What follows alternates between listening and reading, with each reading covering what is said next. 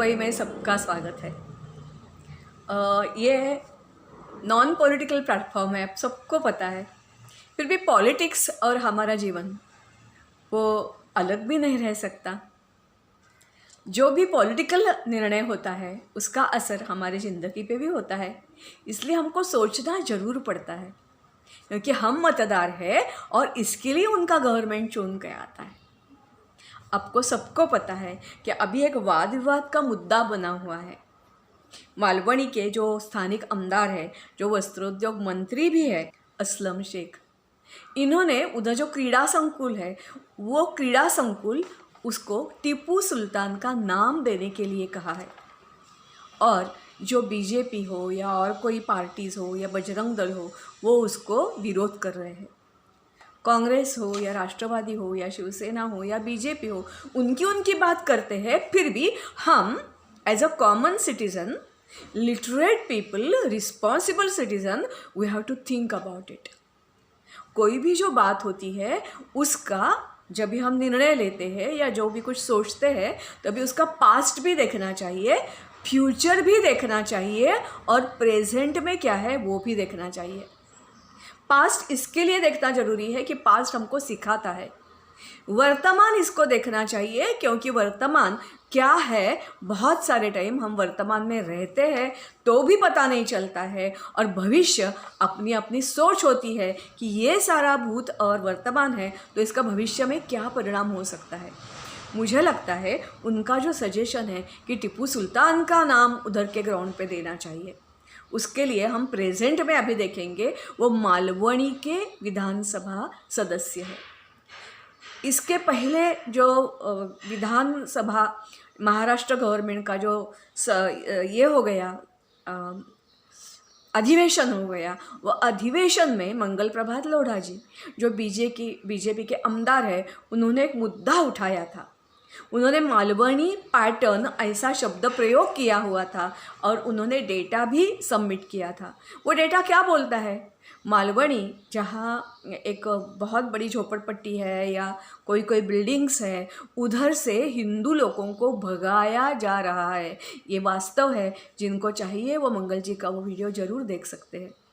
उसके बाद मालवनी के उसी एरिया में रहने वाले आज भी मेरे संपर्क में हैं, और वो यही बोलता है कि हमको डराया जा रहा है, धमकाया जा रहा है, और हिंदू लोगों की पॉपुलेशन उधर से कम होती जा रही है। ये इधर की ही बात नहीं है। मैं जहाँ रहती हूँ पारला में, उधर वेस्ट में जाए तो खीरा नगर है, उनकी भी यही हालत है। ये एक नहीं है, हम इतिहास में जाएंगे, अभी तो इतना टाइम नहीं है। फिर भी गिलगिट में क्या हो गया, बल्तिस्तान में क्या हो गया, या कश्मीर में क्या हो गया दीदा रानी शाह मीर आने के बाद, या आसाम में क्या हो गया। आसाम में तो उन्होंने कभी भी ब्रह्मपुत्रा क्रॉस करके नहीं दे दी थी। फिर भी जो उधर POW मुस्लिम POW जो बनाए गए थे खिलजी के, इन लोगों ने बस्ती छोटी सी की, और अभी आसाम की हालत क्या हो गई है सबको आपको पता है। ये है वर्तमान। जिसका नाम देने के लिए वो सोच रहे हैं, वो देने का वो जो टीपू सुल्तान है उसका हिस्ट्री क्या बोलता है।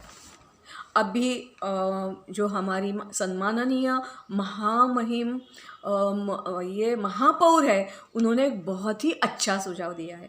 उन्होंने ये भी बोला है कि इन्होंने क्या किया, उन्होंने क्या किया, म्यूनसिपल कॉरपोरेशन में किसने प्रस्ताव लाया, वो हम सारे छोड़ देंगे। महात्मा गांधी जी ने भी उनको राष्ट्रभक्त बोला था। इंदिरा गांधी जब भी गई थी हैदराबाद और उधर साउथ में, तभी भी उसने गुणगान क्या किया था, उसको हमसे कुछ भी लेना देना नहीं है। फिर भी ये टीपू सुल्तान कौन था ये हम देखेंगे। ये टीपू सुल्तान बोलते हैं कि वो मैसूर स्टेट का नवाब था, सपना देख रहा था दिल्ली का बादशाह होने का, और श्रीरंगपट्टनम ये उसकी राजधानी थी। फिर भी ये कहाँ से आ गया? क्योंकि ये जो मैसूर है, ये मैसूर ट्रेडिशनली हिंदू लोगों का रियासत थी।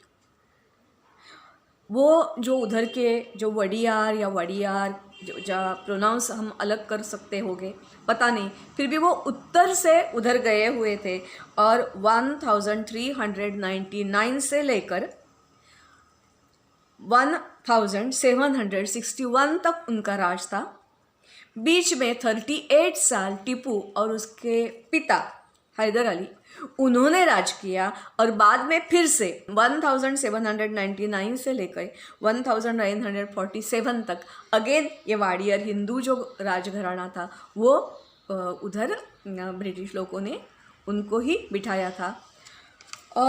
ये जब भी हैदर अली के पास सत्ता गई तो राज्य पे कौन था? कृष्णराज वाडेयर द्वितीय ये राज करता था। वो थोड़ा कमज़ोर राजा था और उसके दलदेव और देवजैया या उसको नंदराज ऐसे भी बोलते हैं, वो दलपति थे, प्रमुख थे, उनके हाथ में सारी सत्ता थी। ये दोनों भाई भाई थे और बहुत अच्छी तरह से मैसूर का ख्याल रखते थे।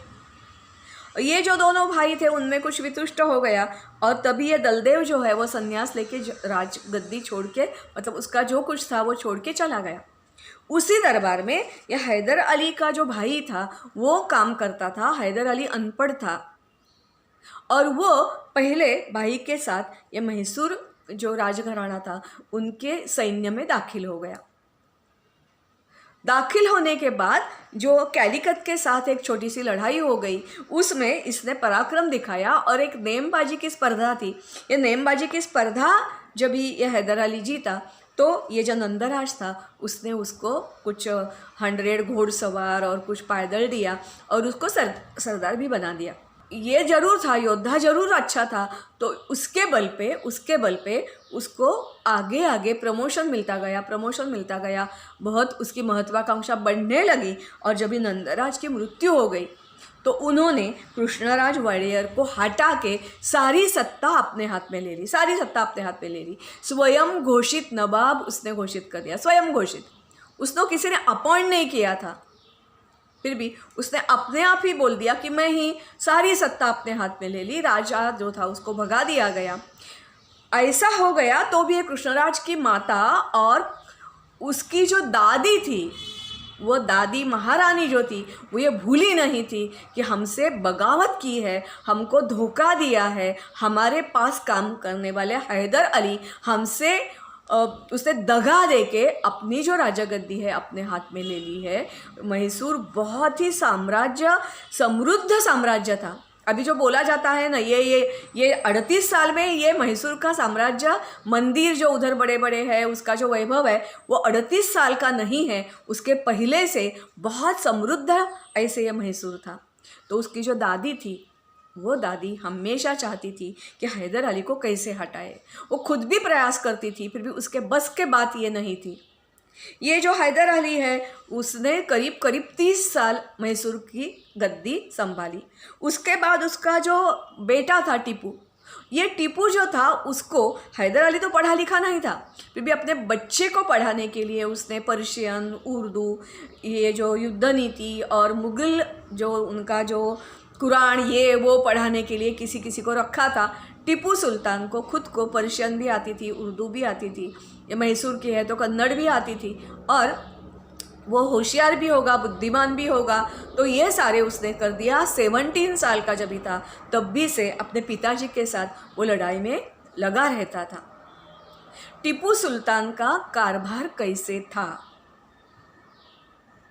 अभी एक ABP ये जो वृत्तवाहिनी है उन्होंने एक डॉक्यूमेंट्री बनाई है। उधर जाके श्रीरंगपट्टनम, मैसूर और उधर जाके उन्होंने सारे उन लोगों के साथ बातचीत करके डॉक्यूमेंट्री बनाई है, आप ज़रूर देख लीजिए। और उसका टीपू सुल्तान का हिंदुओं के प्रति कैसे रवैया था ये बोलने के लिए उधर के उध्वस्त मंदिर भी है। उसने खुद ने अपने मंत्रियों को जब खत लिखे हैं, हजारों खत है, पारसी में है या उर्दू में है, वो बयां करते हैं कि वो टीपू सुल्तान हमारे साथ कैसे बर्ताव करता था। सच्ची वो राष्ट्रभक्त था या उसके गद्दी की हाव थी? उसकी जो तलवार है वो तलवार अभी ब्रिटिश म्यूजियम में है, इधर नहीं है। उसके ऊपर लिखा है वो अपने खुद को जिहादी मानता था। जो भी अपने खुदा अल्लाह के ऊपर बिलीव नहीं करता है वो हर एक उसका शत्रु था। क्रिश्चियन और हिंदू दोनों के भी ऊपर उसने बहुत अन्याय किए, बहुत अन्याय किए हैं। ये जो कुर्ग प्रांत था, कुर्ग प्रांत के लोग ये टीपू को मानते नहीं थे, बगावत करते थे, तो कुर्ग पे उसने सवारी कर दी और वो लोग जब भी भाग गए, जंगल में भाग गए खुद की रक्षा करने के लिए, तो उनको ढूंढ ढूंढ के लाया गया। छोटे बच्चों को हाथी के पैर जो होते हैं, एलिफेंट के पैर के नीचे दबा दिया गया। जो बूढ़े बुजुर्ग थे उनके सर काट दिए। महिलाओं के कितने अत्याचार किए उसका कुछ ये ही नहीं। जो तरुण थे उनको बोला गया आइदर मुस्लिम बन जाओ नहीं तो मरने के लिए तैयार हो जाए। इससे भी ज़्यादा, जिसको ये दक्षिण का औरंगजेब कहा जाता है, वो ज़्यादा जुल्म उसने कभी किए जब भी उसने कैलीकट के ऊपर सवारी कर दी। 7 साल ये जो वॉर चलता रहा और 7 साल में उसने खुद लिखा है, उसके पत्र मौजूद है, 1 लाख हिंदू उनको कन्वर्ट किया और 70,000 क्रिश्चियन लोगों को कन्वर्ट किया। कितने लोगों को मारा इसका अकाउंट मत पूछो। ऐसा ये था। उसको मराठों के साथ भी उसकी बनती नहीं थी। हैदराबाद का जो निज़ाम है उनके साथ भी बनती नहीं थी। और उस समय फ्रेंच लोग जो थे, फ्रेंच लोग इनको, हैदर अली ने भी फ्रेंच लोगों को अपनाया था, उनके साथ दोस्ती कर ली थी। उनका जो आधुनिक शस्त्र कला है, दारूगोला, तोप, ये सारा उसको चाहिए था, संचलन शिस्तबद्ध। और फ्रेंच और ब्रिटिश ये दोनों जो परदेशी सत्ता थी उनका भी आपस में झगड़ा तो नहीं बोल सकते हैं, फिर भी कंपटीशन जरूर थी। तो फ्रेंच हैदर अली के पास गया, इसके लिए ब्रिटेन उसके अगेंस्ट हो गए। ब्रिटेन और हैदर अली और टीपू, उनमें 4 बार युद्ध हो गया। ये चौथा युद्ध था। ये चौथे युद्ध में ये जो, जैसे मैंने बोला कि कृष्णराज वाडियर, उसकी जो ग्रैंड मदर थी, वो ब्रिटिश लोगों के संपर्क में थी, हमेशा संपर्क में थी। उसने फ्रेंच और इसकी कैसे ट्रीटी है, ये जो टीपू सुल्तान है, ये टीपू सुल्तान ने अफगान, ईरान, इराक, उनके यहाँ कैसे संपर्क किया है, उनके यहाँ क्या खत लिखे हैं, ये सारी बातें वो ब्रिटिश लोगों को बोलती थी। ब्रिटिश लोगों के साथ मराठा लोगों ने भी टीपू को 4 बार हराया है। उसके पास से खंडनी और उसके कितने सारे विलेजेस तह के यहाँ ले लिए हैं। फिर भी जैसे पानीपत के बाद मराठा थोड़े कमज़ोर हो गए, तो फिर से ये हैदर अली और टीपू बगावत करके उठ गए। ये भी अगेंस्ट थे। हैदराबाद का जो निज़ाम था वो भी अगेंस्ट था। तीनों का अलायंस हो गया और ब्रिटिश लोगों ने उसका श्रीरंगपट्टनम जो किला है उसमें ये टीपू सुल्तान को हराया और उसको गोली लग गई, वो गिर गया। कहाँ गिर गया? जहाँ ऐसा बोला जाता है हजारों टीपू सुल्तान के जो सैनिक थे वो मारे गए, उनमें ही ये पड़ा हुआ था। उसको गोली लगी थी फिर भी मरा हुआ नहीं था। तो उसका ही एक सरदार उसके पास पहुंचा। उसने देखा कि अरे ये तो मरने वाला है, इसको गोली लगी है, तो उसके गहने निकालने लगा। टीपू सुल्तान ने अपनी तलवार निकाल के उसके पैर काट दिए। जैसे उसने पैर काट दिए वैसे ही ये जो सरदार था उसने उसको अपने हाथ की बंदूक और तलवार लेके टीपू सुल्तान को मार गिराया। इसके बाद उसका जो सारा खजीना था वो सारा खजीना ब्रिटिश कहाँ लेकर गए? ब्रिटेन में लेकर गए। और ये मृत्यु कभी हो गया? 1799 मई में इसका मृत्यु हो गया। उसके बाद थोड़े दिन गए, उसकी जो दीदी थी कृष्णराय की, वो हमेशा कृष्णराय नहीं, वो हमेशा ब्रिटिश लोगों के संपर्क में रहती थी, उसकी बातचीत चलती थी। तो मई में इसका निधन हो गया 1799। और जून में ये कृष्णराज वाडियर उसको फिर से गद्दी पे बिठाया गया। टीपू सुल्तान की संतान नहीं थी, ऐसा नहीं था। उसके 2 बेटे तो उसने ब्रिटिश लोगों के साथ पहले गिरवी भी रखे थे। करीब उसको 16 लड़के थे, उनके हाथ में गद्दी नहीं दी, क्यों? ब्रिटिश लोगों को भी पता था ये और इसका पिताजी गद्दारी करके, मैसूर राजघराने के साथ गद्दारी करके गद्दी पे बैठा है। जो एबीबी का जो खास उन्होंने उधर जाके श्रीरंगपट्टनम में जाके, साउथ में जाके लोगों के इंटरव्यू लेके जो वीडियो बनाया है वो आप ज़रूर देख लीजिए, क्योंकि उधर के लोग ये टीपू सुल्तान के बारे में क्या बोलते हैं आपको पता चलेगा। करीब 8000 मंदिर उसने गिराए थे, 8000 मंदिर गिराए थे। हाँ, हो सकता है जो कला वगैरह बोलते हैं ना, वो ऐसा नहीं, मैसूर तो पहले से, साउथ तो पहले ही कला और म्यूज़िक में सर्वोत्तम रहा है, ये क्या करने वाला है। हैदर अली तो इलिटरेट था, और टीपू सुल्तान जो ज़िंदगी भर खाली खाली खाली जिहादी करके हिंदू लोगों को मारना चाहता था, उसको खाली अपना साम्राज्य इसके बारे में था, इसके लिए उसने ब्रिटिश लोगों के साथ लड़ाई कर दी, ना कि अपने मातृभूमि के लिए कर दी। मातृभूमि, उसको क्या मातृभूमि का पड़ा है, मातृभूमि तो हम बोलते हैं ना, भारत को हम मातृभूमि बोलते हैं, उसको क्या पड़ा था, उसको तो खाली अपनी गद्दी चाहिए थी, अपना साम्राज्य बड़ा करना था। वो ख्वाब देखता था कि दिल्ली का बादशाह मैं एक दिन ना बन जाऊँ, क्यों न बन जाऊँ। तो ये टीपू सुल्तान का सच है। उसने बोला जाता है कि शस्त्र में बारे में और कुछ नया व्यवस्थापन लिया और ये किया, गार्डन बनाए, ये किए, वो किए। मुझे तो इसके ऊपर कुछ विश्वास नहीं है, क्योंकि उसने इतने मंदिर तोड़े। तो जो पहला हुआ था, जैसे हम ताजमहल के बारे में बोलते हैं, शाहजहां ने बनाया ही नहीं था, वो जयपुर घराने का था, उसने उधर खाली कब्र बनाई। वैसे इसका भी हो सकता है। ये जामा मस्जिद जो है, जामा मस्जिद जहाँ अभी खड़ी है उधर की, उधर एक मारुति का मंदिर था। तो ऐसे ये टीपू सुल्तान है, तो उसका नाम देना कितना सही है।